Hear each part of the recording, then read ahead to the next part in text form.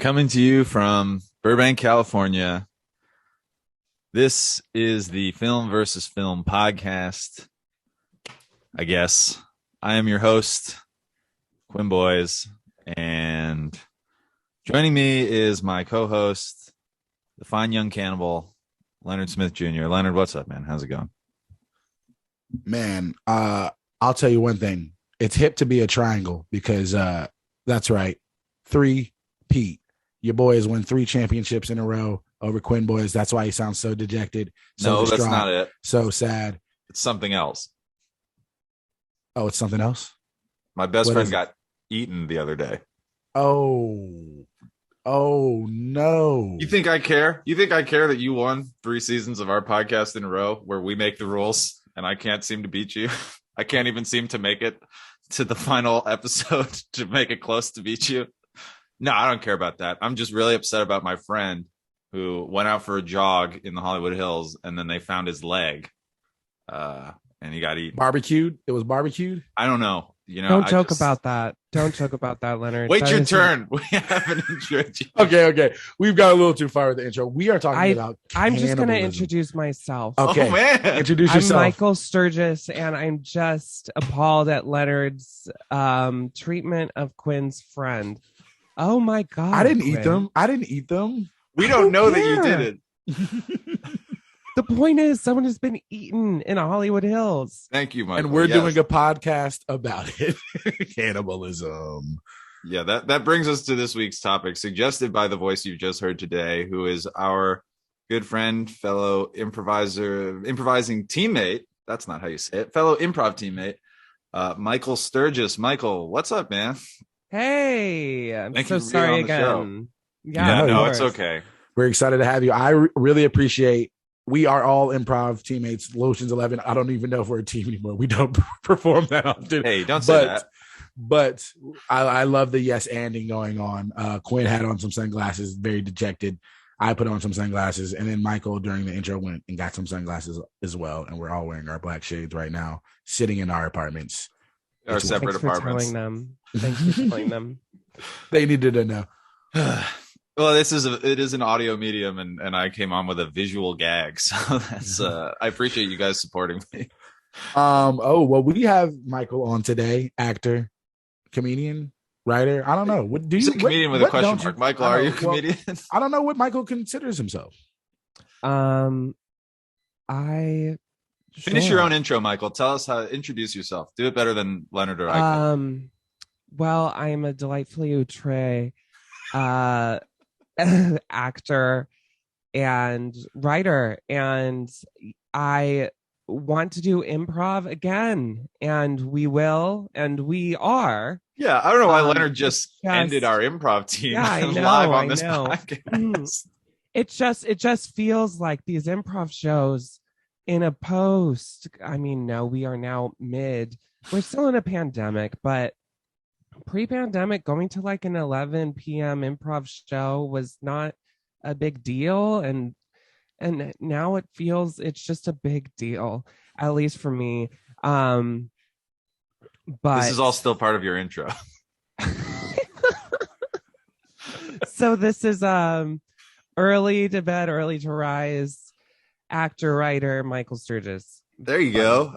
I love it. Oh, we got Michael on the pod. Very excited, very happy. This is a different type of prompt than we've ever had. Yeah. And I kind of want to go through the prompts that Michael gave us that we didn't pick before we get to the one that he did, which we've got. Sure. Michael, do you remember the first prompt that you gave us? I think I recall. Yes, I think it was so selections from Isabelle Huppert's Criterion Collection Library highlights. That's right. Her closet. That is correct. Yeah. And Michael wouldn't sent have had that an episode. Michael sent that. It landed with a dull thud on our group thread as Leonard and I figured out how to respond to it. And Leonard, God bless him. Did you text each other individually? No. We just not at that point. we just like was like, who's gonna say it first? And Leonard just chimed in. He's like, I don't know what any of that is. Essentially, I still don't know what any of it is. I didn't know the premise truly of the podcast, and I didn't know you guys, you know.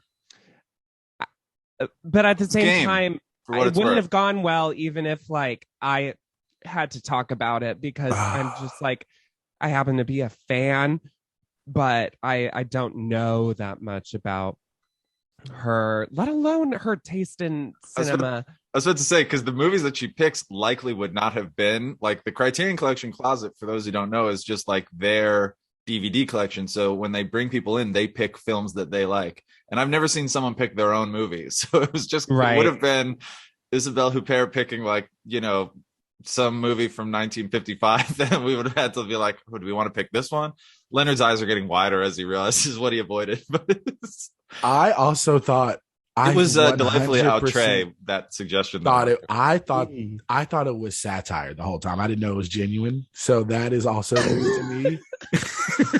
That's most of my relationship with Michael. I feel like I'm not entirely sure if it's genuine. I don't know if I've ever met the real Michael Sturgis.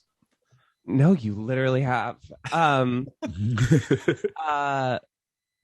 you seen any films with Isabelle Huppert, Leonard? So who is this person? She is the Meryl Streep of France. I mean, even that is a disservice to her name. Okay. Well, wait, don't they have Meryl Streep in France? Can't they just see the Iron Lady in France? Why do they need Isabelle Huppert? But I mean, hopefully Isabelle Huppert is doing the dub. Wait, is she alive right now, or is this like a past Isabelle Huppert figure? is alive and well, and does films that Meryl Streep is jealous of. I'm looking at her IMDb now to find if I have seen one of her movies. Now, Michael, I understand your confusion because we do call this the Film versus Film podcast, but Leonard and I are also very clear. We do not watch films pre-1984, and we do not discuss movies we haven't seen. And also, I'll just probably throw this in, although I don't know if we've ever said it explicitly, Leonard. Foreign films are out. Leonard and I we're not trying to read. Okay? If you want to read, pick up a book. God. So if Meryl Streep wants to dub an Isabelle Huppert film in English, then maybe I'll watch it. But otherwise, oh my God, I have not seen a single Isabelle Huppert movie. So. Start with L. That's the top one that I'm seeing. We should really call this the Movies Fighting Movies podcast. And then I think that when you call it film versus film, it suggests a higher caliber of film discussion. And though Leonard and I do consider ourselves misled. Leonard and I do consider ourselves cineastes, we do not we have not made it that far into France. But, yeah, I know. Every time I like explain a podcast to people or like tell them the name, I'm like, we are not cinephiles. Like you said, we're just a couple dudes trying to make everything a competition. I don't even know how movies work. It's just like we just want to know who's the winner and who's the loser at the end of the episode. That's all that matters. Which is why I ended up so depressed, and the fact that my friend is dead because he was eaten. But oh yeah, that's right. We also went to another that prompt. Friend, by the way, I should just say because his family's going to hear it was Rob Bowen. They found his leg they found his leg on Mulholland Drive, and it's just been a tough week. Yeah. Former guest. I did donate to the GoFundMe.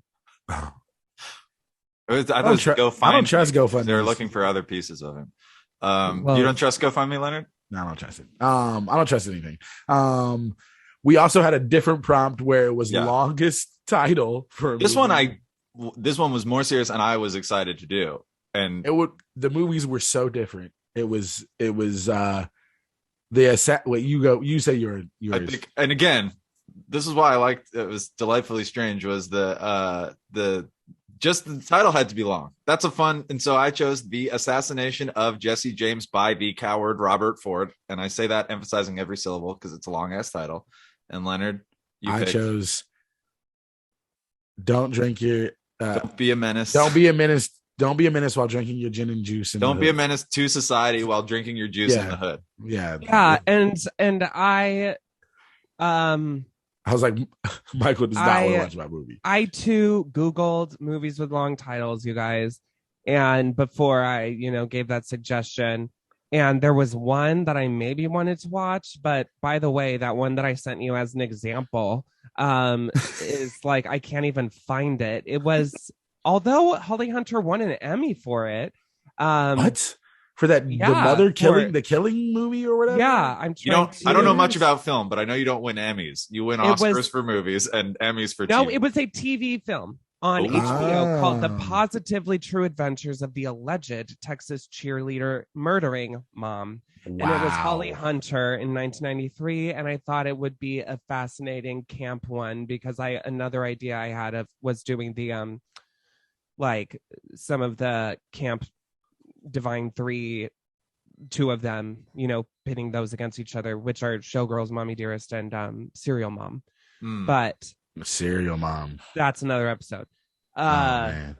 These are all future yeah, episodes now. These ideas are too good. So we all read the same article, and Quinn, the movie you chose was just too long. And You're fitting a plot movie with a was- long title, Michael. Well, you want a long title but a short movie? That's They Add on. exist. That was mine, but mine is Yeah, also that just was like, yours. But then also in the article, Leonard, it says Yes, like it's under your problematic. film, like It's the problematic. title is cool. The film is not. The film is not good. The It's film bad. is not good. It's a very I was bad like, movie. I don't. And Yeah, you wouldn't so- understand it if they take all the tropes from like classic black films in the 90s. It's like it's basically they made this movie before Scary Movie. It's like Wayans Brothers. So it's a parody movie of all black like 90s movies. So none of it would have landed at all. And then Right. it would have been like super problematic and bad because it's like it came out Right. in 94. I was just like, Michael is not choosing my movie at all. Isn't and then when you Isabelle decided to Huppert change in it, that movie though? what's that? Isn't Isabelle Huppert in that movie? Don't Be a Oh, she Menace? is actually. Yeah. Well, she was. Yeah. So that's a shame. That could have been your break in to her fine work. But no, I appreciate you for changing the prompt because I didn't want to watch long ass. I mean, I haven't seen the assassination or whatever in a long time. The assassination Oh, of you've Jesse seen James it by the then. coward Robert. Oh, Ford. I have seen both those. So You had seen both those films already? yeah, Oh my God. Wow. I'm surprising. Like, there's a lot of movies that I have missed, like titular movies, like you have to see, like everyone's seen it, and there's just so many random movies I've seen, like that just pique my interest. And I'm also a contrarian, so I do avoid a lot of things. So, Yeah, Leonard subscribes to the Contrarian Collection, which is that they just provide films that you can say you've seen instead of the popular movies. So when it's like, oh, have you seen, Independence Day and then Armageddon? And then like the Contrarian Collection is like, nah, you know where it's at? Deep Impact. And then you gotta put that one on. Oh my It's, gosh. It's a service. It's $9.99 a month. Not enough people have it, but I agree with you, Michael, that the long titles, I appreciate that you pivoted, and nobody had watched any movies. So there were no hard feelings, but, I agree. Don't Be a Menace would have been too inappropriate, not for virgin ears. So instead we decided to do movies where people eat each other, which was your third and final suggestion. This one stuck, and we are doing movies about cannibalism. Our picks, I feel like one of our picks is very obvious, and then the other one is maybe a little bit more like, okay, yeah, I didn't think about it that way. But I want to know first from you, Michael, why? Did you do it because my friend was eaten? Did you do it to rub it in? Or is there an actual reason that you had? Wait, hold on. Well- I just want you to know, Rob is also my friend. So don't just. Oh, come on. You didn't show up to the service where we buried the leg. Yeah, busy. Leonard, you just always pull this shit when people pass, saying that you were so close to them, and people, yeah, it's just a distraction to Remember hit when- shit. Remember when Michael Jackson died and Leonard threw himself on the casket as it was being lowered? You didn't know him, Leonard. I wish I could Yeah. think of a more recent death. Michael Jackson. Anyway, why cannibals, Michael? So I've been watching a show on Showtime called Yellow Jackets, and it's about this girl's soccer team in high school, and they take one of the team members' dad's private jet to a game, and the jet crashes in the woods in Canada, and they have to survive for 2 years. And then it also Lord of the Flies. yeah, kind of. And it jumps back to present day and where some of the girls are now. You don't know. Well, you kind of can gather some of them like died, because some of them you don't see present day. And they are harboring a dark secret, like what happened in the woods. And basically what's implied and what we'll learn is like cannibalism. And then I started thinking about the Donner Party, and I always go back to them because I feel an emotional affinity to that group ever since I was in 4th grade and learned about them. I think that was too early an age to learn about the Donner Party. But do you know about them, Quinn? I am familiar. Yes, they You're were just like familiar, but they were like, okay. Give me a little insight, because I know Jeffrey Donner. No. Jeffrey no. Dahmer did eat people though, so you're not like, I see why you're getting it mixed up. But the Donner Party is what Michael's talking about. Yeah. Oh, I don't know the Donner this Party. is insane, because it's considered 4th grade was like, I don't know if across the country 4th grade is like the let's learn about our state's history, but in California we learned about California, and we learned about the missions and the Donner Party, and they were a group of pioneers looking to cross a mountain range near, they were trying to get to like some place in Northern California, and they thought they were taking like a shortcut, right? Isn't that the irony of it? Is like they were trying to avoid snow, or they thought they were going to take a shortcut. Right. And then there was a storm they couldn't have predicted, and many died, and there was murdering, and there was eating of the deceased. They waited a pretty long time. Like they were pretty emaciated, and then they're like, all right, I gotta get into it. Yeah. And they had an indigenous guide to the land, and I always forget the details. I wish I could tell you offhand like his fate and how he played into it, but I think he was always in the right, like, first off, we shouldn't do this route, and then secondly, like, you guys are getting a little nuts. You guys are looking at me like I have an apple in my mouth and I'm rotating the spit. Yeah, but there are diaries. No, there are diaries, and that's something I was wondering too, because in this Yellow Jacket show, these girls are like, some of them are just like, after the plane crash, and they're trying to like,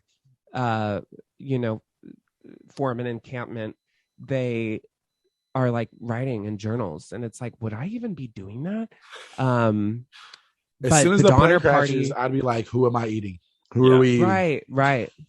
No, but the Donner Party, there are journals for the Donner Party, and I guess there are, when you're trying to survive and there's not much to do but wait, there's a lot of time, and yeah, that's how we know as much as we do. And we know that like some of them had hypothermia.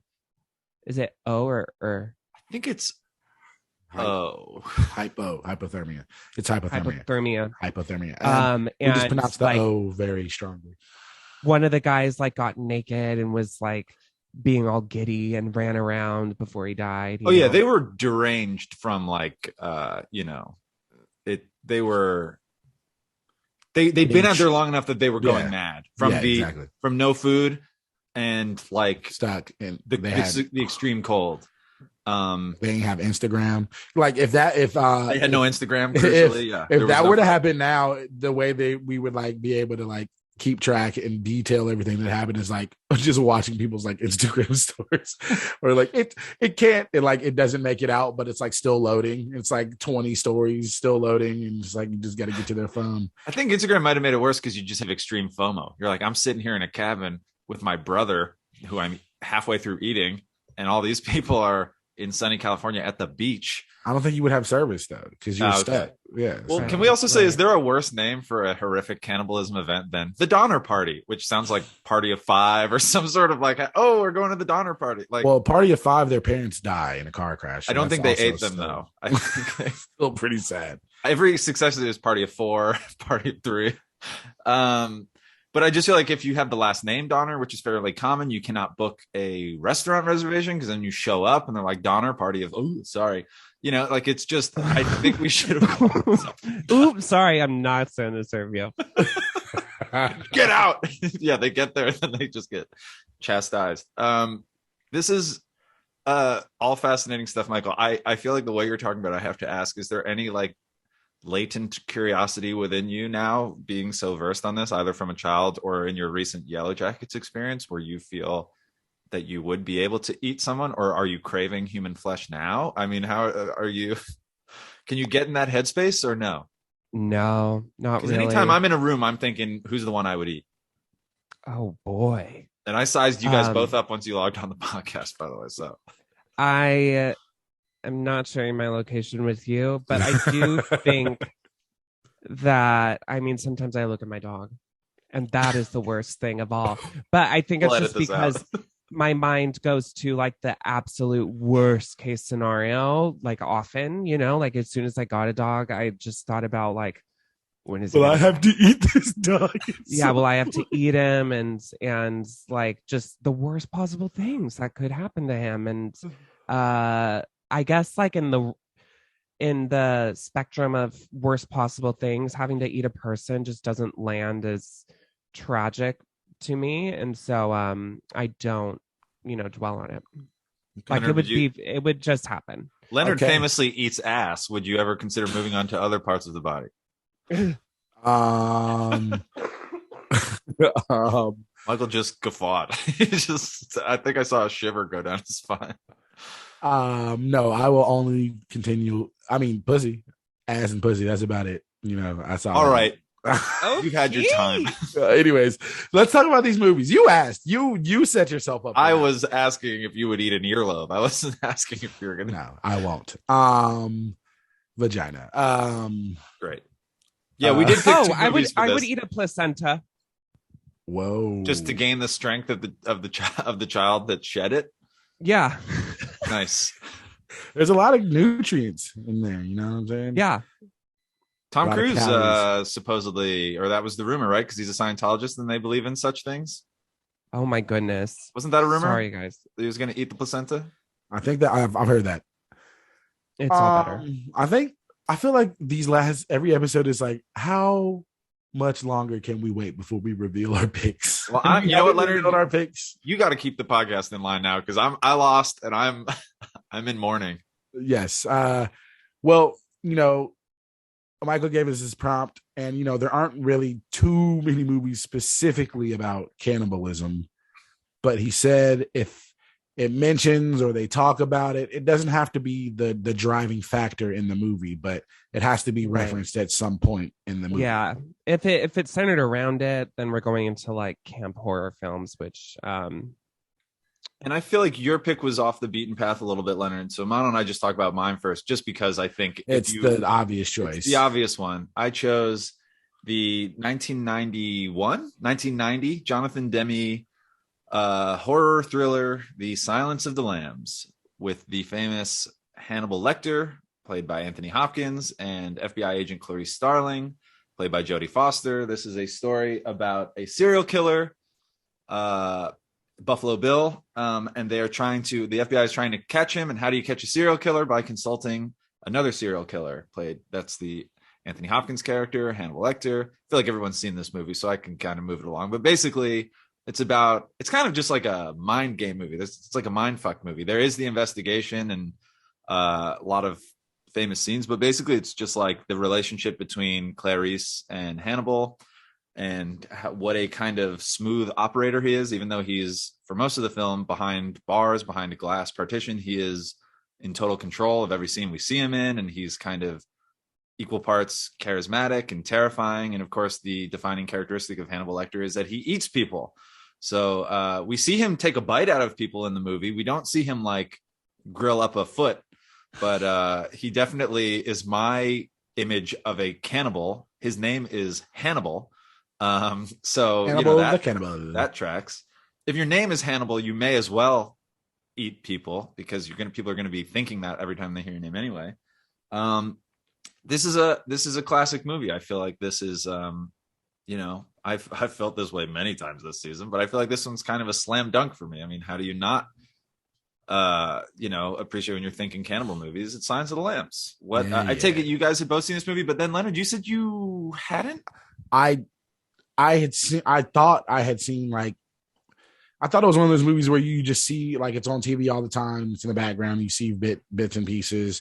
But when I watched it a couple of days ago, I realized I had seen the entire movie. I had seen the movie, so I was wrong. I for sure had seen this movie. It just had been a long time, and for some reason, I thought I hadn't really seen it all. But yes, I had seen this movie, and it's a great movie. It's done very well. The acting in it is superb. I enjoyed it. Michael, what are your thoughts on this movie? Oh, I mean, I'd seen it. And I, you know, there are so many great twists that I, you know, was sad that I already knew seeing it this time around. But did you guys know that Hannibal is a real name? Yeah, isn't it like a Roman or like there's some like famous historical figure named Hannibal? Yes. Or are you saying like you yes. know a Hannibal in real life today? Oh, Hannibal gosh, Buress. no. Oh, But I right, don't Hannibal know. Buress, of course. Yes. Second most famous Hannibal. Does Hannibal Buress eat Yeah. people? Well, wait, who? Which Hannibal? Hannibal Buress. He's a comedian. Oh, wow. God bless him. Yeah. So I thought that was interesting because I've only know Hannibal to be a name of, you know, a horror icon who is a cannibal. I think there's a painting and there's something like Hannibal crossing the Alps. Like that's like a I don't know what that means or is associated with, but I do think it's like a historical name. Yeah, it sounds like a very historical name. I didn't know. I thought you were just asking me had I seen it. I'll go more into depth. Yeah, the whole Anthony did he won an Oscar for this, right? He did. Yeah, so, yeah, Yeah, they 'cause- both did. I think Oh, this they movie both won did. like the what they call the Big Five, which is Best Actress, Best Actor, Best Picture, Best Director, Best Screenplay. Wow. Mm, Yeah. And deservedly so. Yeah. Like just the whole feel is creepy and it's dark, and Anthony Hopkins is just like really. I want to know like how much of it was improvised and how much of it was like written. And I feel like if it was very little. improvised, Leonard. none of it. It's not a Judd No. Apatow production. I don't think they were just No. No, when I mean like improvised, I mean like I'm talking about like the acting and Oh, like sure, choices sure. he made. Like how did he just come about to playing this character? I don't think Like- that. I don't know. I always think it's dumb to like discuss another actor's processes if we know, but I feel like that didn't like just come in the moment. I feel like he didn't say like, you know what, I'm just gonna leave it until we shoot and just see Okay. what happens. Well, I just thought I he just was- literally found something about this, and it's Okay. about Shut exactly this. And I have these movies usually pulled up as we discuss them on the podcast. Yep, same. And the first trivia on IMDb says Jodie Foster claims that during the first meeting between Dr. Hannibal Lecter and Clarice Starling, Sir Anthony Hopkins' mocking of her Southern accent was improvised on the spot. Foster's horrified reaction was genuine since she felt personally attacked, but she later thanked Hopkins for generating such an honest reaction. So, Michael, Wait. I think you owe Leonard an apology. Wait, Wow. when does he mock her? I don't when think she he first when he does the first like breakdown of her like doesn't he her like as just a person. yeah. He was like with your, Oh, with your right, right. shoes and your nice bag, and Right, you're trying to right. hide your Southern accent. And he's like the boy. He's like you had to keep the boys away from you. They always are your hands in, Right. like just like that was such a good scene. And she like goes and cries out at the car, like when she's like, I mean, also Oh my someone threw God, cum in her yeah. hair. I was That about to say she also gets kind of ejaculated on Yeah, somewhat. so that I was think also- that was improvised. Jodie Foster But not that's- well liked on the set. That's pretty wild that he improvised that part of the dialogue, or this like that he just came like that's because I feel like that was a pretty main part of this, like the scene, like a focal point of the scene, like him. That's I think crazy. there's other subtle things that particularly that scene and other times they do to give like Anthony Hopkins power, which is that like when they show his close up. First of all, they're both looking straight at the camera for a lot of it, which is very like as a viewer kind of unsettling because we're not used to them looking straight at lens. You know, I love it. I oh god. But they shoot Anthony Hopkins, right? Leonard, you saw this more recently than I did, but isn't it like you see him like full on, and then you see Clarice like there's the cell glass is between them, so it's yes, like you see her from his. She's on the other side of the cell. It's like a nice directing kind of subtle trick there. See, we talk about films here, Michael. We know what we're talking about. Wow. Yeah. But yeah, those exchanges.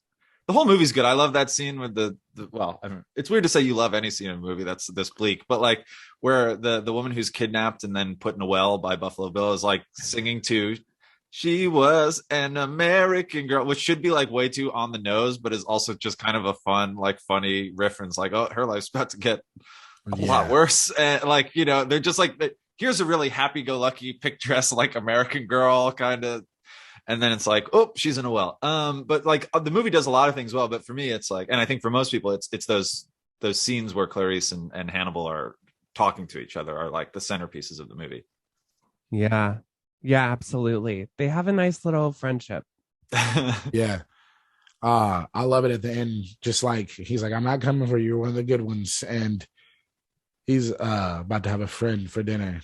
I'm having an old friend for dinner. Yeah, there's I just want to say there's two members of this movie, of this cast, who are from a childhood beloved show of me and Quinn, Malcolm in the Middle. Yeah. Right. Who? The guy who runs the psychiatric ward, or the holding, what's his name? Oh. Anthony Harold, who's playing Frederick, who plays Frederick, what's the guy's name? Chitone in the movie. The dude who like wants to best Anthony Hopkins' character, Hannibal Lecter, and he's coming to kill him at the end. He's from Malcolm in the Middle. And then one of the SWAT guys is the headmaster of the Spangler? The military school. Spangler. This is a backdoor Malcolm in the Middle pod too, Michael. So if you have thoughts on Malcolm, we always appreciate them. But we do like to shout out whenever we see any Malcolm folks. Daniel Von Bargen. Like that episode where we found the mom who's only in that one episode of Malcolm, but she plays one of the Krellboyne mothers who was in like some movie. She's in like Donnie Darko. Donnie Darko. So if you catch any Malcolm characters, just shout them out. We have to. I'm like watching Silence of the Lambs. I'm like, oh, Malcolm in the Middle. Well, they share themes. I mean, life is unfair. Life is very unfair. Speaking of unfair. Speaking of serial killers. Yeah, let's talk about my film, which if you say cannibalism, you might not think about this film. It is referenced in the film, but literally like at the end of the movie. Yeah. And it is the 2000 sorry, I had to put my sunglasses on upside down like Quinn. And now once again, Michael is yes-anding. It's the 2000 black comedy horror film directed by Mary Harron. It's American Psycho. She adapted a script she adapted this from the book American Psycho, 1991 novel by Bret Easton Ellis. And it is the book apparently is a lot more disturbing, a lot more misogynistic, a lot more bleak, a lot more just bad. But they didn't think this movie would ever be able to translate into film, but she made it work. And it's about I guess a Wall Street like day trader who works for a company, a big company, and he's high up, and he has mental issues. He has problems. He kills people. He's a sociopath. He is disconnected from the world, but no one seems to notice. And he's pretty much giving out a lot of cries for help. And at the end, after going on this murderous killing spree and doing all these heinous things, including apparently eating some people, cooking a few people. It's a great monologue. He ate some brains. It's a great monologue. which then is revealed to be his lawyer. His lawyer thinks he's joking, and then we find out that his lawyer thinks he's someone else. He's playing Patrick Bateman this entire time. People are calling him Paul Allen, Patrick Bateman, Davis. Like, no one seems to know who he is. Everyone is in their own drug-induced, alcohol-induced world, and no one's paying attention. And at the end, you question, was any of this real? Was this all happening in his mind? Was he actually killing these people? Were these things he was just writing in his journal and fantasizing about and never actually happened? Or is he really going on this murderous rampage and is, basically anonymous to the world, and no one seems to be paying attention because they're all living in their own world? And it's pretty, I like it. It's a good film. Is this a safe space? We're all wearing our sunglasses upside down. We seem pretty accepting. No one's going to eat anybody, but I never, I've seen the movie, a few times, half a dozen times probably. Never understood the ending of it. I don't like, I understand it's open-ended, but I don't understand like what the end it does. It confuses me each time. And each time I think I'm going to pick up on what they're getting at. I don't know what the ending means or what, but all right. Yeah. Thanks for. I want to hear both of your. What do you feel? I'll let Michael go and then I'll let you go, Quinn. How do you feel about that? So this is my first time seeing it. And yeah, I've been told that I need to. Of course, it's a staple, and I hadn't, except for the shower scene, because of course I had.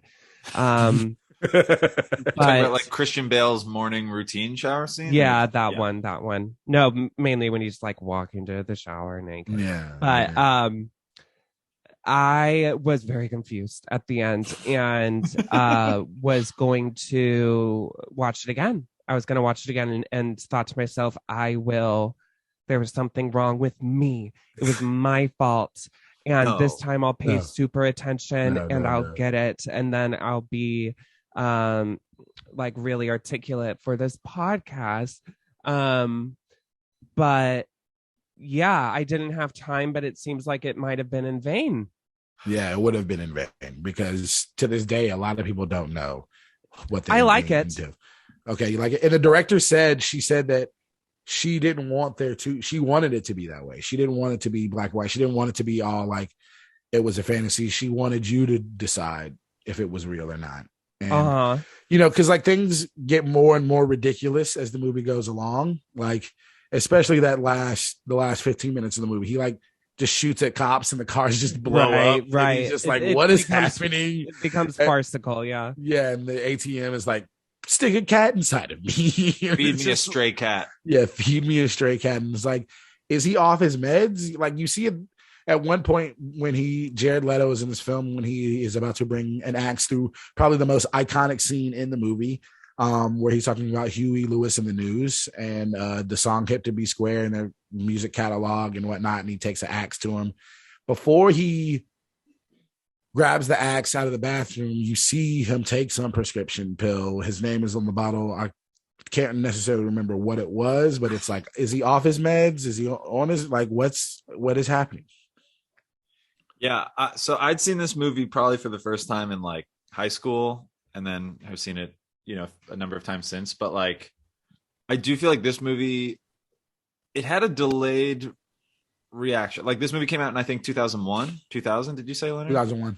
I mean, 2000. I feel like it attained cult status like closer to the end of the decade. Like, people would maybe talk about it, or maybe the middle of the I don't know. But it obviously wasn't a hit when it came out. It wasn't like Silence of the Lambs. It was a big like awarded film. I think it was a pretty small release, and then on DVD and through word of mouth, it became a hit. We'll figure out when we talk about the box office numbers later on.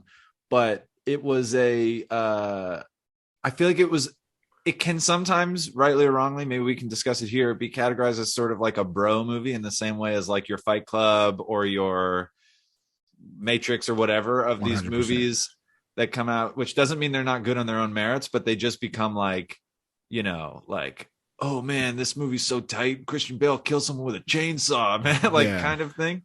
And I get that appeal to, I guess I was one of them, although I didn't like totally ape all of the stuff from it, but I do remember like learning some of the lines from like the Huey Lewis little monologue that he gives before he kills Paul Allen. Did you Google it, Quinn? When I what? Did you Google the monologue? Oh no, I can Google. I can try to find it. No, No. to learn. Like, did you just watch it enough to learn it? Like, did you like? Yeah, you know, when rewind you're and then you go just like back? see movie. It's like that thing of like, you know, everybody when the Batman movie came out, everyone was doing like certain lines from the Joker. Like, yeah, I feel it was one Or of those in movies. like 2011, 2012, I don't know you, but I will come for you and I will kill you. That one. Exactly. So yeah, I feel like it was kind of like, not to say that the movie's not equal to the sum of its parts, although I'm not sure if it is, but like it was almost like a collection of moments which were very like quotable and things like that. Right. I mean, I'm more interested still in what you thought of it, Michael, seeing it for the first time. Did you like it? I did, yeah. Yeah. Well, I hated him as a character. But seeing that it was that the screenplay was adapted by, I believe it was 2 women, and then that the director was a woman. Yeah. It made me feel like it was all very intentional and likely like self-aware. The business card scene, stuff like that. Like there are moments which Yeah. cannot be mistaken as satire, or cannot be Right, mistaken of as course. not being satire. Like, because it just doesn't, you know. Right. Oh, the Right. business card scene, man, that is such. He is like physically distraught, like he's Right. sweating and like. And describing the like the print and the ink and like and in like erotic fashion almost is so weird. Yeah.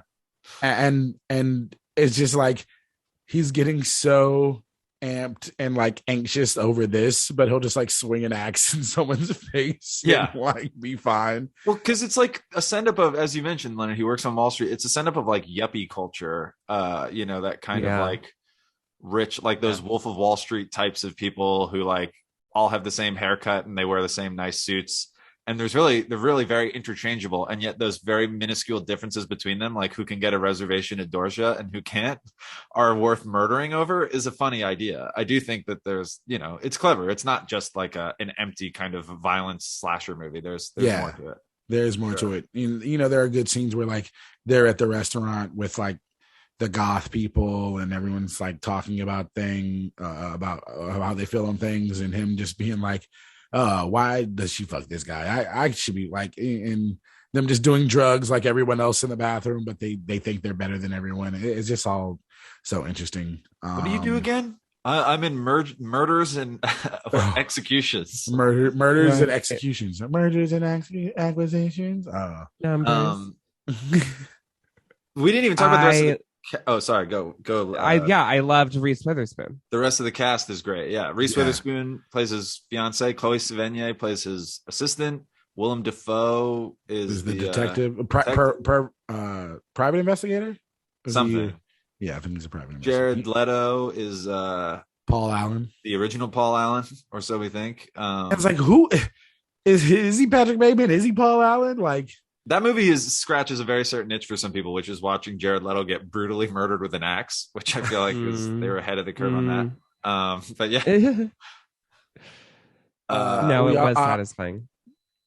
We also how does it tie into cannibal movies, Leonard? From one of my favorite HBO shows, The Leftovers, Justin Theroux is also in this. Yeah. Matt Ross. How does it tie? Well, like you said, the final monologue, the epic final monologue. There's a lot of, I feel like, monologues and in this movie for Christian Bale, who did a wonderful job. I feel like. I think people said at the time that it kind of got him, or like it put him on the radar. Obviously, it came 5 years later for being like Batman. It was like, he can play a rich sociopath.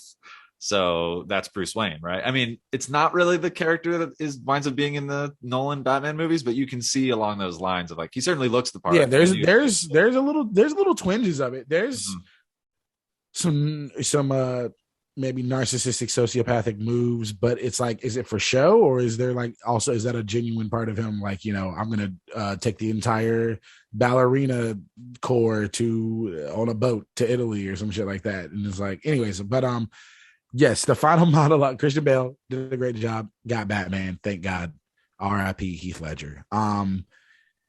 Yeah, that was a weird train there, but final monologue, he talks about, it's his confessions of everything he's done.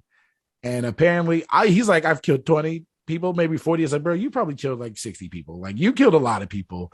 You've killed just random unhoused people. You've killed all escorts and women and men and companions and enemies. So, but also in that monologue, he talks about a couple of the women that he has killed. He ate their brains, and he said he cooked some of them, and he tried some of them. So, and all of the terrible things that he is, misogynistic, homophobic, racist, just this guy's canceled a few times. Okay? Yeah, like so many times. But also he is also a cannibal. So among all the other things. Yeah, he ate their brains. That's wild. I would like to also bring up a Venn diagram between the two films. Something they share in common is that they both have dogs in them, but what is different is how those dogs are treated. In Silence of the Lambs, the senator's daughter, who is kidnapped, is vile toward Precious, the dog of the Buffalo Bill. And it's not the dog's fault. I'm just saying, you're blaming. So this woman, just to set the scene a little bit, she's been kidnapped by Buffalo Bill, who is a serial killer. She's being kept in his basement, in the well in his basement, which is under the house. Mm-hmm. And she manages to, through her own moxie, trap Buffalo Bill's dog and have her fall down the well. And then she tries to use the dog as leverage to let her out. And you're saying, not cool person being kept in a well for using that dog as collateral. I'm saying it was hard to watch. Okay, fair enough. That's true. And putting myself in that position, I was like, wow, like kind of like respect for her, sure. If I don't know, I suppose that idea might, because you started this podcast saying you might eat your own dog, but you can't. Right. Worst case scenario. Worst case scenario. Oh God! Like if you forgot to get groceries that week. Oh well, there's a worst case scenario in my movie with a dog. So, wow. But this is the famous Silence of the Lamb. Put the lotion in the fucking basket. Like the well is an iconic part of Silence of the Lambs. It doesn't have much to do with cannibals, I guess. Where do you put, like, it's not quite cannibalism, but like skin wearing? Buffalo Bill wears skin, which is pretty unsettling. He has a skin suit. That's cannibalistic. I'd say that's cannibalism adjacent. You know what? I think that Armie Hammer watched both of these films in his developmental age. Yeah. For sure. Yeah. His formative years. That's hilarious. But I wasn't done. Okay. Listen, I'm sorry. Okay. The daughter does redeem herself, because you see, after she's been rescued, she carries Precious, the dog. And it is implied that if her cat is still alive, the cat will have a sibling, which is Precious, who now doesn't have an owner and did nothing wrong to begin with. But the treatment of the unhoused person's dog in American Psycho, which is it being stomped on in 3 swift stomps, dying, just had me immediately turn against the protagonist, which of course was the point, but it's a much more vile film, I would say. Yes. Yeah. Very vile. Christian Bale spends a lot of the movie splattered in blood and not his own usually. I mean, Hannibal Lecter was splattered in blood when he was so artfully bashing the cop, but you were kind of into that, because that cop was a dick. The cop was a dick. He was an idiot. Right. They were dumb. Yeah. He deserved to get his they're face dumb. cut off. Another Venn diagram for these two movies: moisturizing. Indeed. Patrick Bateman was very, very in tune with his self-care, his skin routine. Made sure that his skin was very moisturized, lotioned, ice pack on his face every single day. And of course, famously, you put the lotions on the skin unless you get the hose again. And Sounds of the Lambs, you know. I guess it was like part of his skin. Maybe, you know what? Now, actually, I'm putting it together because I never really thought about it. I was like, why is it so important to him that she moisturizes? And then it's like, oh, he's going to be making a lampshade out of that skin. He probably wants it to be fresh. And, Yes. and he's making a suit out of that skin. Right. He needs it to be fresh. I wanted to see the coat. I wanted to see it. Where was it? Was it a coat? Was it like was he making a whole body suit? Like what was he? You see it for a second when like half a second. looking for him. So short. You wanted to see him wear I wanted to see in detail. I wanted to see what was it. Was it double breasted? Was it a coat? Like what was it? You know? Yeah, I mean, I want to see him realize once he steps into it fully finished, like this is not what I thought it was, you know? Like this is not effective. He just throws it in the trash. He's like, this no. Right. On to something new. I wanted to see that moment, like in any like fashion film where Buffalo Bill is like harried because he's trying to have it all and he's walking through a busy New York City street and he bumps into someone and all of his papers spill out with his designs and his sketches and someone picks him up and it's like, oh, what's this? And Buffalo Bill's like, they're not very good. And like, no, you've got real style. Look at the straight lines. And you know, oh my God. Then they just run out a full line of, I hope you have room to dig another well because I need 12 of these suits by Friday. Oh my God. It's just a very different take on that movie, but I think it would have been Silence of the Lambs too. Oh man, Buffalo Bill. Okay. Where do we go from here? Where do we go from here? I think we can move into our patented 5 criteria for film analysis. Michael, this is the if the films are Play-Doh, this is us putting them through the crank and sluicing out the help me finish. Basically, it's going to be a blob and it's going to turn into a 5-pointed star. Yes, thank you. Perfect. Crisp, very defined, very associable to what we're trying to do here, which is try to crown a winner and, more importantly, a loser. The first topic is pop culture. Culture. I feel like I think for straight white it's a runaway, men, but I think for I straight got white you on this men one pretty easily. For straight white men, it'd be a tougher battle because they love both these. But for sure, Silence of the Lambs is the much bigger pop culture influence out of both of these movies. Let's just do a quick rundown of the lines or moments from this movie that we can think of off the top of our heads. I mean, first of all, it's not even a line. The Hannibal Lecter face mask when they wheel him in, yes, on like a dolly, and he's strapped vertically to this thing, and then they pop him up, and he's just got a mask in, like because he's so dangerous. They're worried he's going to try to fucking eat the prosecutor. So I like that kind of. That's pretty iconic. I ate his liver with some fava beans. And a nice Chianti. Yes. And a nice Chianti. I've seen that on like. I wasn't old enough to see this movie. Obviously, I didn't see this movie for a long time, but I saw so many references, like from Mad TV or like SNL, where Mad TV had a Hannibal thing where they parodied it, and was it parodied or parodied? Parodied. Anyways, The Simpsons.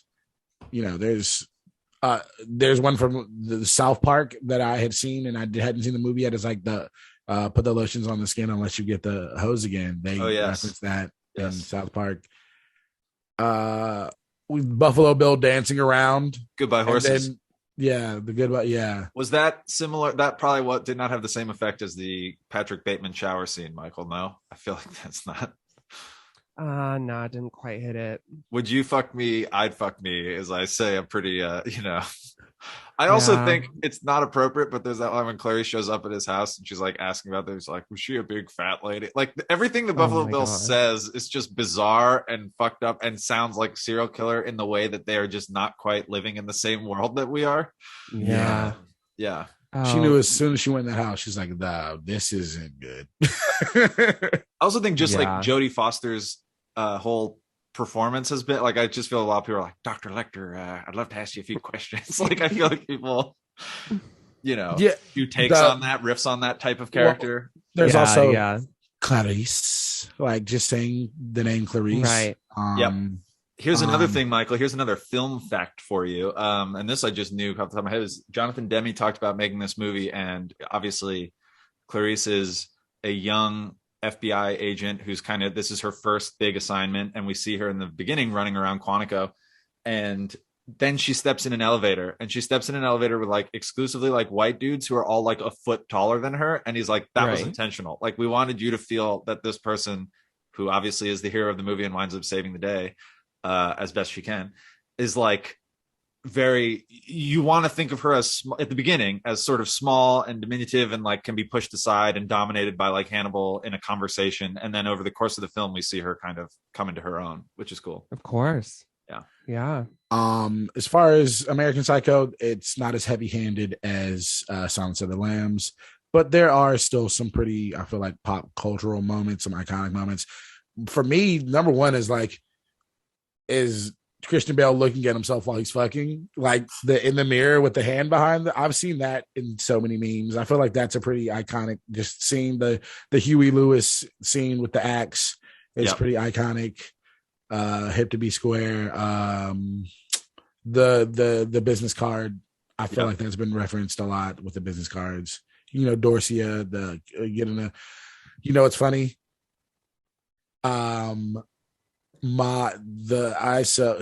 Okay, whatever. If you're listening to this podcast, I have a girlfriend, and Sorry, say that again. I have a girlfriend, but we met on Hinge. Surprise, surprise, and one of her Hinge prompts. I mean, it should have been a red flag, but was like something like what type of the guy you're looking for, and she's like, I'm looking for a guy who can get me a reservation at Dorcia on a Friday at 8 p.m. Like that was in her Hinge. Oh yeah, like American Psycho is one of her favorite movies. Wow. Yeah, I think I may have responded. I didn't. No, she was happy because I didn't respond to that or something like that. Oh boy, because that's bait for all the for the fuck boys. Exactly. But so we had actually recently watched this movie. So when it came up, I was like, oh shit, I just watched this movie. So this is my choice. And but I'm trying to think of any other super pop cultural references from this. Does anything come to mind for you, Quinn? I think you covered most of them. I think we talked about some of the other ones, like feed me a stray cat for whatever. I don't think that's a huge pop culture thing. I just think about that a lot. Oh, I have to return some videotapes is a recurring line that he says I was a gonna lot. drop that. Yeah. I don't know if that's super pop cultural. I feel like that's a sly one too, but I've seen that referenced a couple times. Anything for you, Michael? He's never seen it. Oh, that's true. Well, then in that case, did anything you're like, oh, that's what this is from? Honestly, no. Okay. I didn't. That's a valid answer. I didn't think of any conversations at any parties where I've been like, oh, I'm just gonna pretend to know this reference. Like that hadn't happened. Although I can fathom, like maybe they just went over my head and I, didn't even register. I didn't even hear them.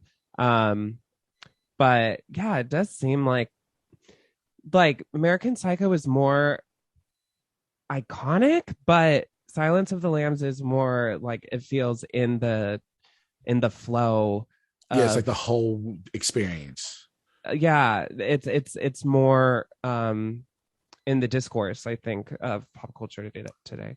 For sure. Well, speaking of today, we can go on to our second point, which is how well do these movies hold up? With these segues by Quinn. Segue. Hang a lantern on it. We were just talking about this could be anything, filmmaking style, but typically it's like if you were to watch this movie today, as if it came out today, what would strike you as, inappropriate about it? It's kind of weird. I don't know if we'll have that much to say about this one, just because these are two movies about,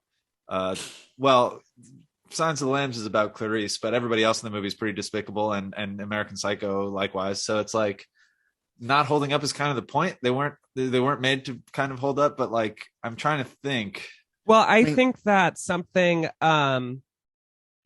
it was basically a plot point as to why Clarice was chosen to, the story picks up, running kind of at full speed quickly. And I was like, what is the reason that she's being chosen? Like, what is the point? He hardly knows this trainee, and she's being chosen. And I think you come to realize that the reason is that she's a woman. And I think that today that wouldn't be enough. I think, I don't know. I think that it would be. You don't think he saw something else in her, like that she also was like super talented and no, like another intuitive, like maybe another like plot wise. Okay.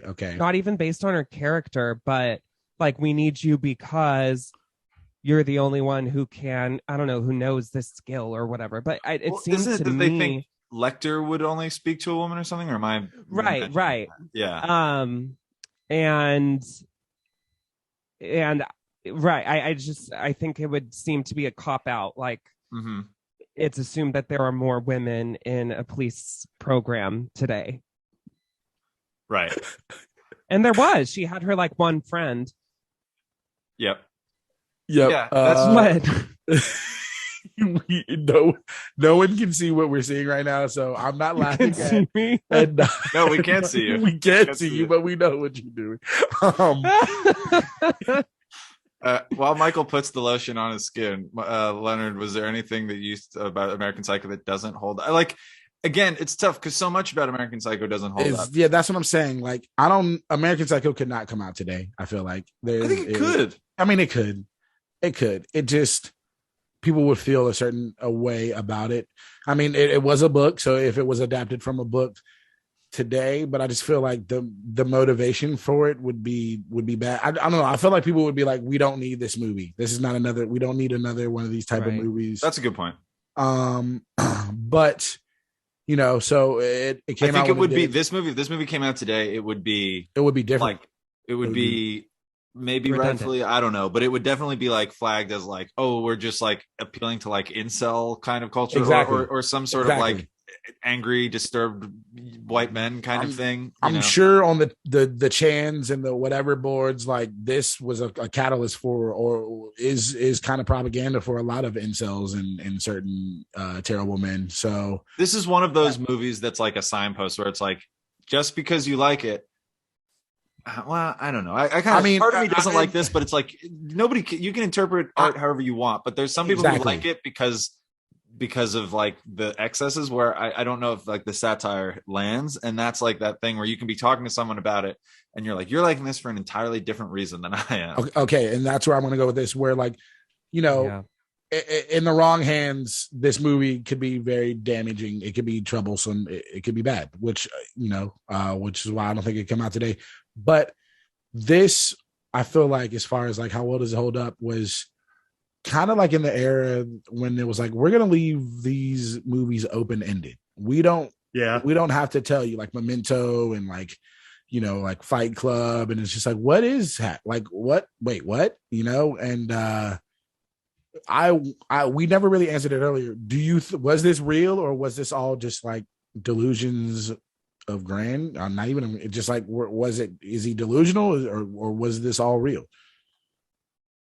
Like, he goes to the apartment that he killed, like Paul Allen's apartment that he like was, having people over and killing them in, and then he comes back and it's like all painted over, and she's like, you need to leave. Is it like, it's less concerning to me that the movie doesn't have a definitive answer. Yeah. And more so that I don't know. And again, it's okay. Like, things confuse me. I just assume I'm dumb. So it's not like, but it's like that. It doesn't feel like it has a I'm not sure what I'm meant to take away from it. Like, is the point Right. like It didn't feel like Lynchian before that. right? Exactly. And it also it viewed in the least charitable way, there's that kind of thing where we don't have an ending. Let's just make it ambiguous, and then people will ascribe meaning to it. Exactly. As opposed to, which is why it could be dangerous in the wrong hands. You know what I'm saying? Some people may be like, no, this was all real. He got away with it. And the idea that he's not being punished is interesting. But the Yeah. whole thing about does he exist is he Paul Allen? I never exactly understood exactly what that meant, which is fine. But yeah. Okay. Well, Okay. Let's move to our third category.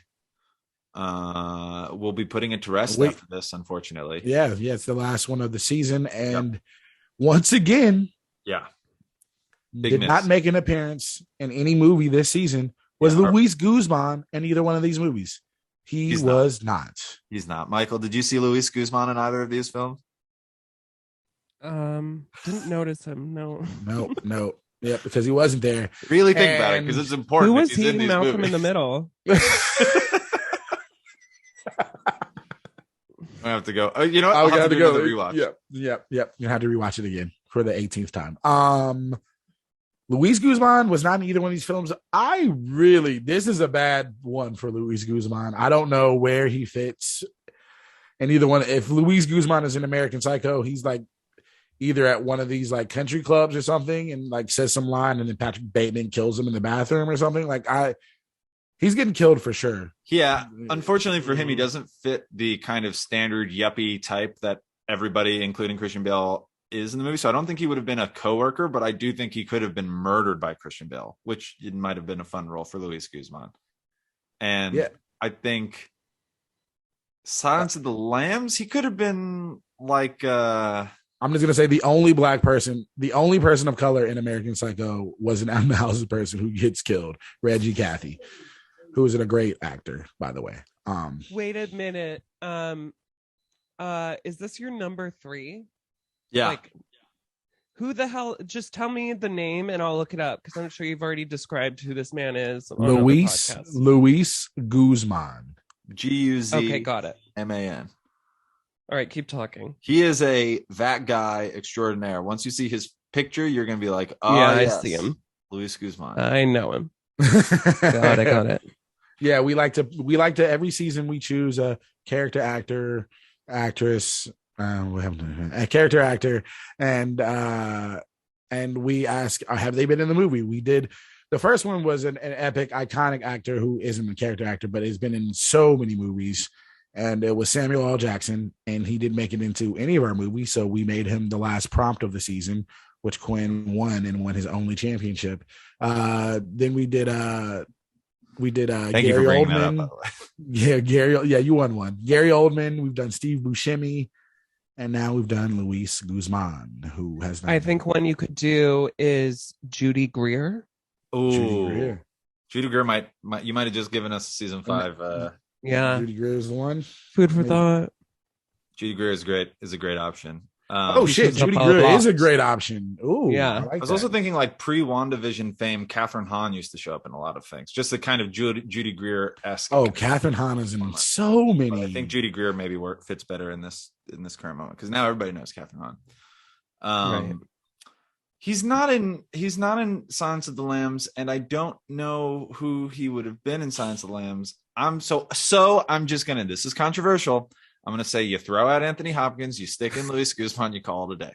Okay? Oh my god! See how that movie turns. He's so stupid. I feel like he's maybe Giggs, or maybe like he's one of the inmates. Okay, sure. If you want to take it seriously, he's the guy who masturbates. Don't be like. No, he could be Miggs. Yeah, he could be Miggs. He could be one of the cops in the when they have what did they have him locked up in a museum? Like what the fuck was that? Yeah, what space were they repurposing? Yeah, he was like an exhibit for people to come see. Yeah, like, that is yeah, it was a very like I love that like in the X-Men movies kind of did a riff on it when Magneto is in his like cell, but I just love when like the government is putting so much money. I guess in Magneto in the X-Men world it makes sense. But like Hannibal Lecter eats people. He's very dangerous. He needs to be kept under guard at all times. But you don't have to put him like on display, like in the middle of a gymnasium where like the high school team's playing basketball on the weekend. Like, I don't know. It's a weird. And he also gets to request a second dinner, like lamb chops rare. Like, what the fuck is happening? That was a little ridiculous, but I will say what was cool about them having it in that space was that elevator scene. That elevator scene was so cool where they're like, oh no, he's going to the fifth floor. Oh wait, he's coming to he's coming down to us. It was like, it stopped. Yeah. They all look so silly. Just like cops are just so reactionary to everything. Like they don't think, they just react. Sorry for the cops listening. Anyways. Sorry to lose a big part of your following. So many cops. Dude, this is a big cop cast. Let's move on to our fourth criteria, with all apologies to Luis Guzman. Stats. This is box office. This is Rotten Tomatoes score. This is whatever. How did these movies hold up? Silence of the Lambs, we've already talked about how it did with awards, so it would probably be no surprise to know that it has a 96% on Rotten Tomatoes. It has an 8.6 on IMDb. And in terms of box office, I cannot find that right now, so give me a second. Oh no, budget of 19 million. It made $272 million at the box office. Wow, in 1990. That's what was the budget? 19 million. That's a pretty big budget. They shot in a lot of different. They had a lot of locations. And I also feel like though Anthony Hopkins and Jodie Foster were known quantities, I feel like this movie kind of kicked them up into that thing where like now it's going to be a ton of money. Like, you know, in 1990, Jodie Foster was probably still to most people the kid from Taxi Driver. You know, like this made the Bugsy Malone, of course. So I feel like they probably didn't have to pay them a lot of money, so you could just make a really tight, you know, $20 million thriller in 1990, and then it can just break records and win awards. You got your stats, Leonard? Yeah. So a little bit of a different budget and a box office for this one. The budget was, I mean, there weren't that too many locations. So I guess the budget was $7 million and the box office was $34 million. So that's a big win. Oh boy. That's a big win. I'm surprised with all the talent, especially like Reese Witherspoon was very popular in 2000. Like, I don't know. This was like right on the precipice of her, like where right before. This is like right before, what is it? The Elle Woods movie, Legally Blonde, and. But she'd been in like Election, and she'd been in a few things. Like I feel like people knew the name Reese Witherspoon in 2000. No, maybe not. Yeah. IMDb 7.6. It's pretty good. That's a pretty good, but Rotten Tomatoes, it's the opposite. It's, I don't know what the term is, but it's 69%. I know what the term is. What is it? And then the audience score though is 85%. Audience score 85%, but the tomato meter is 69%. Which I get. I feel like, you know, as far as critics, there are going to be a lot of critics who have a lot of issues with it, and I get it. Like I understand why they would. And you know, there's probably the people who are rating it on tomato, the audience score are probably white dudes who are like, yeah, this movie's great. So I get it why it has such a high score. I don't think he killed enough women in this movie. That's what those commenters are saying. Michael, unless you have any thoughts on the box office, unless anything surprised you, I mean, it sounded like you were surprised by the budget of American Psycho. Yeah, it seems like the scale in general for both those numbers was much smaller, which I guess checks out. I get them all mixed up: American Pie, American Beauty, and American Psycho. Three very different movies. In terms of that trilogy, which is American Psycho the smallest in terms of numbers, you think? Let's find out. It has to be. Almost certainly. I mean American Beauty is a bigger film. American Pie, though, is maybe the real question. American Pie, in terms of box office, it was a huge hit. Yeah. So there's the budget for American Pie was $11 million. So American Pie costs money. It also is a large cast, you know. It's a pretty big cast. Jason Biggs don't come cheap. So 11. So the budget for American Pie was 11 million, and the budget. Were you saying the budget or how much it made too? I feel like both, I guess. All right. Well, hold on. The budget for American Pie was 11 million, and it. Good Lord, the box office for American Pie, $235 million. Wow. Yeah, and then American Beauty is the budget is 15 million, and that's funny because American Beauty and American Pie came out in 1999, and American Psycho came out in 2000. And good lord, the box office for American Beauty is $356 million. Wow. Michael, What's going on with your mic? Wow. Michael, I think your mic is What? it's staticky. Better? No.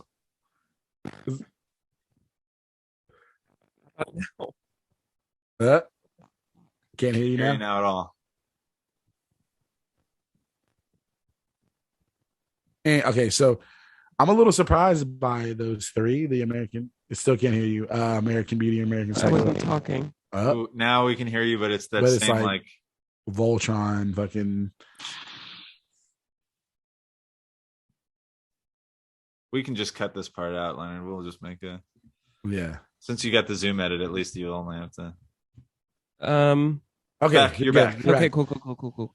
Yeah, so American Beauty, $356 million. Well, that is wild. I mean, I knew American Pie and American Beauty were both big films, but as a kid, younger, obviously I knew about American Pie. Everyone was talking about it. I saw it in the area that I lived. I never even knew about American Beauty until I was like a little bit older. So I'm just curious why at this point, like it always has to be American this, American that. I feel like there was like you just stick American in front of your movie and you think people are going to go see it. Apparently they did. Not American Psycho though. Yeah.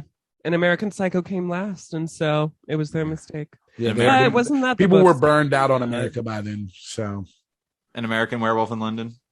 oh yeah, In Paris, wherever. yeah. There's both. Okay, well, let's stop dilly-dallying. Also, because none of it matters. Nothing matters. I'm mourning my friend Rob Bone, who was tragically eaten hours before we recorded this podcast.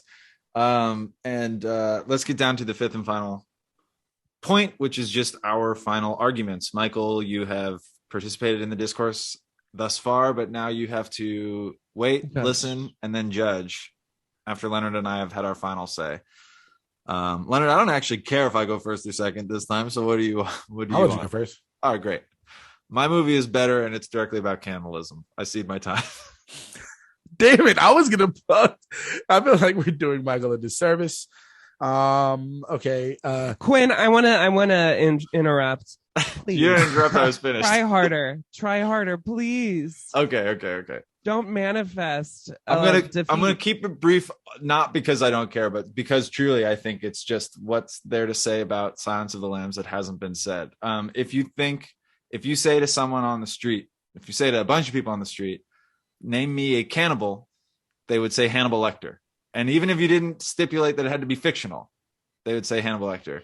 If you said to those same people, name me a movie about cannibalism, they would look at you funny, and then they would say Silence of the Lambs, and then you'd say name me another one, and they'd say Hannibal, which is, by the way, the sequel to Silence of the Lambs. And then you said name me another one, and they'd be like, I think I'm out, because this is not a deep genre. I don't think there are that many movies. There should be more movies about people who eat people. People who eat people are people too.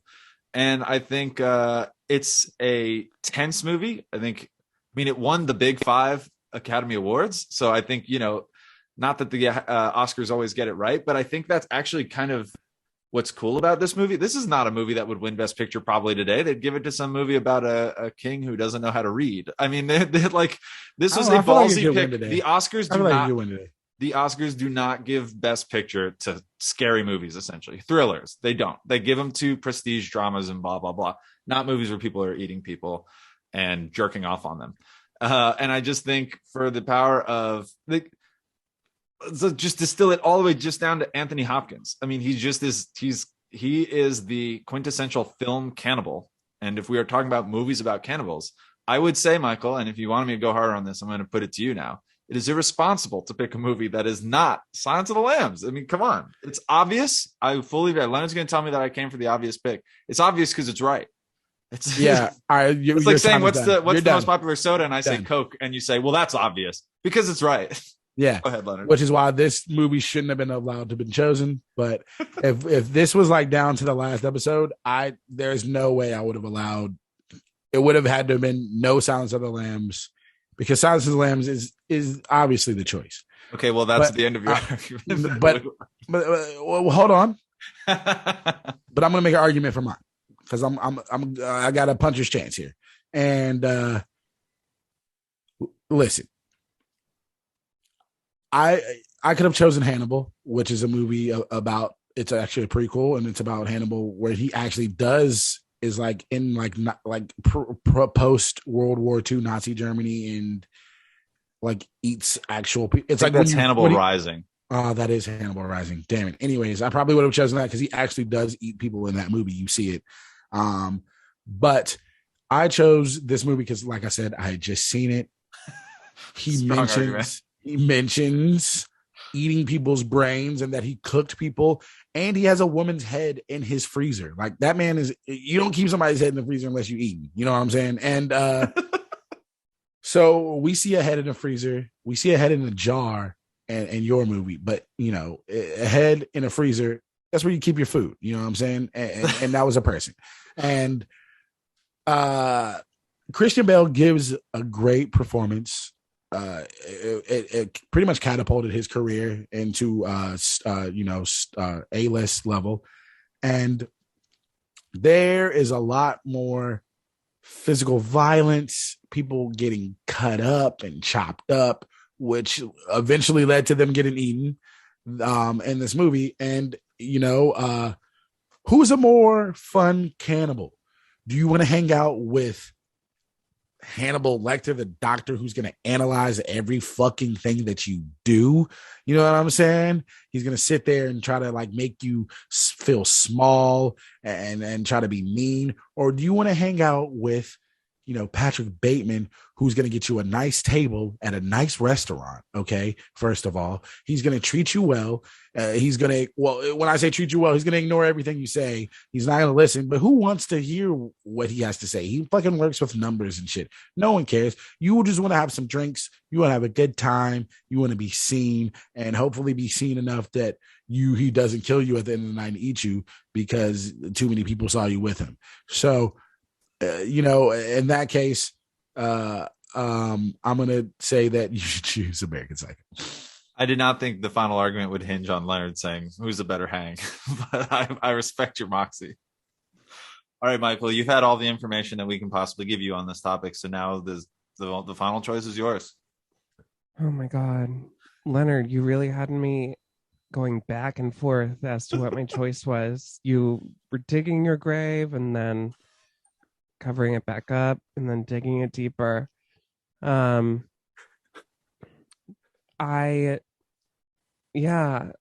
do think that the date spent with Patrick Bateman would be pretty awful. I did enjoy watching him in the sex scenes, even though he was pretty despicable. And I reckon he might have sex with me before he killed me, just for his own like vanity. But the thing is, I think if you're a part of it, you don't enjoy it. Like, he tore that prostitute up. Remember, she needed a surgery. Jesus. I would be in pain. And there is something to be said about the intimacy of being read so deeply by a man, by a specialist who really gets to the core of your upbringing and your main themes that drive your life and the decisions you make and the trauma you bear. And that intimacy and that transparency that I would have with Dr. Hannibal Lecter could be a really nice moment. Both ways, you're taking a risk. It seems like you have a strategy. The one with Bateman is that you're trying to be seen by enough people so that he doesn't kill you. And something you could not do though is appeal to his heart. You know, he's not going to spare you. There's no way that is going to be his reason that he like cares for you. But in an odd way, Hannibal might spare me if he does feel for me or just wants me to succeed. He had sort of a romance with Clarice. And yep. Quinn didn't make any of these arguments. But you brought up this topic, Leonard, and ultimately it was your demise. I'm going to go with Quinn. No matter what angle I took, it was going to be to my own demise. The funny thing is, like, it doesn't matter. I'm right. I'm only notching one more victory, which still puts me below you for this season. And yet I was like, oh, if I fucking lose this one, I'm really going to be, I can't pick anything. If I lose best cannibal movie with the pick Silence of the Lambs. So thank you, Michael, for making the educated choice. I should have absolutely said, Hannibal Lecter, you get free therapy. And if he likes you, he might not kill you. A la Clarice. You know, I think it's the dum-dums or the particularly delicious looking that he eats.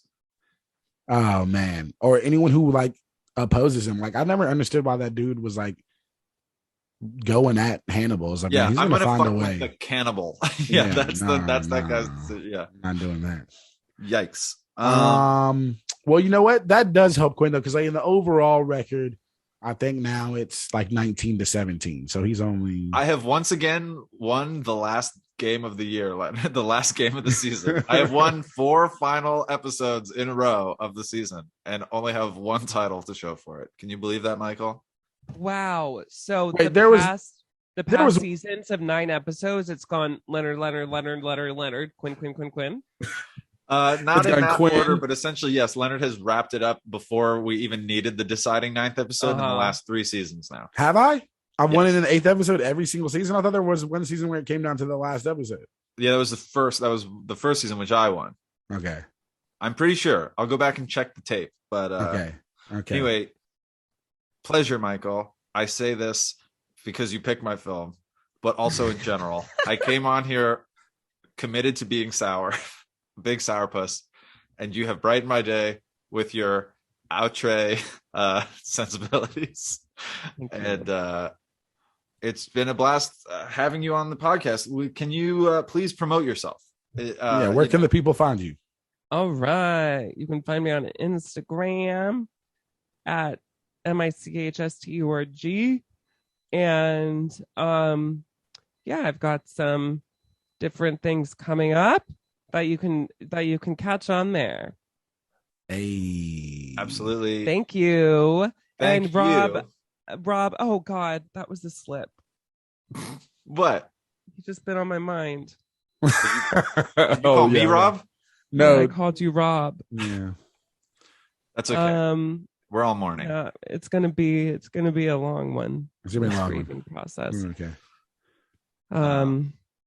But it was good to see you at the service. I just got an alert on my phone. It's saying that they found Rob. He's alive. It's just his legs are missing. So he lost his legs, but he's still alive. So we buried that one leg thinking that he was dead, and he's actually. Are we gonna have to dig it up? Yeah, we have to dig that leg up. Oh God! Oh my God! I don't have the time for that. Yeah, and that's why I didn't go. You guys were all, lampooning me and criticizing me because I didn't want to come to the service, and it didn't feel right to just bury a leg. Okay, I thought you were just in denial. No. Wow, I feel, boy, do I have leg on my face. Jeez, you're so much. I'm just so emotional. I thought that Rob was gone, and well, hopefully he's not as depressed as Quinn was at the beginning of this episode. Now that his bottom half is gone. Well, I'm glad Quinn is feeling better, but I'm also even more happy that I am still the season 4 Film versus Film. And that's all the time we have. We will be back with probably a bonus episode. We might take the rest of the holiday off. Oh, by the way, guys, we haven't talked punishment at all. This is our Christmas Eve episode. Yeah, this is our Christmas episode. This Merry is coming Christmas. out. Merry Christmas to all. Happy New Year. Yeah. We'll have some Christmas counter programming for you. If you want to watch Silence of the Lambs and American Psycho. Yeah. It's probably going to be a couple weeks before this bonus episode comes out because, it's the holidays, New Year's. Use that time to think on a punishment, Leonard. I'm not going to do your work for you. You have to figure out how to hold my feet to the fire this time. I'm not watching another movie on Twitch. My self-esteem can't take it. I got you. I understand. Thank you so much, Mike, for being on. Thanks to anyone who is listening. And until next time, see you at the cinema. Merry Christmas. I'll see you at Spider-Man. I'm still trying to get a ticket. With Isabelle Huppert.